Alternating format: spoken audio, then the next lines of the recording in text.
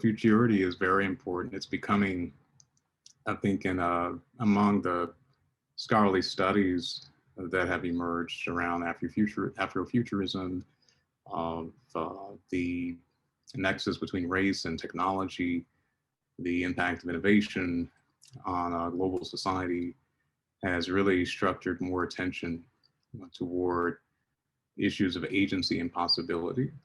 Uh, there, there has been some attention to what's termed Afro-pessimism, or some would say just realism that takes very seriously the scale of challenges that our societies face.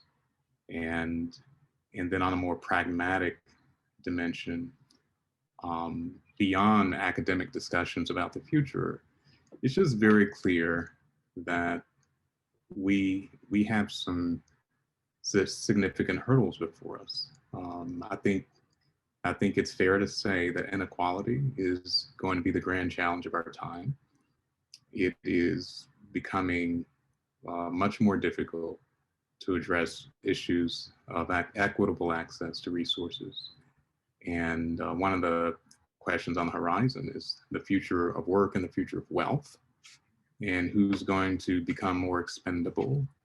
How do we leverage the massive amount of wealth creation that is becoming possible through digital technologies, for example, in order to have shared prosperity, as opposed to the same narrative of deepening inequality.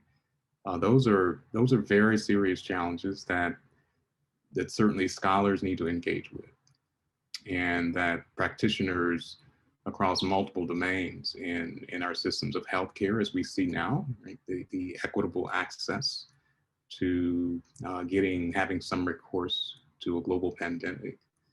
We are failing at that. The pandemic has just made it easier to recognize how unequal our society is, and so we have to have a paradigm shift in the way we create wealth and get to shared prosperity.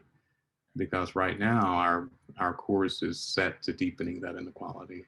So the nexus for me, the connection is really about structuring more of a public impact through the scholarship that happens. One of the exciting things that we're seeing now is something called public interest technology. Darren Walker, who's leading the Ford Foundation, has been very focused on this issue and has partnered with the New America Foundation to try to develop concrete ways for our higher ed institutions to help us to get to a more equitable future through the way we train future talent. That was going to end up determining a lot of the leadership and the policies and the implementations of the innovation systems that are going to define our future, not in a reductive way, but certainly in an important way that requires us to pay attention.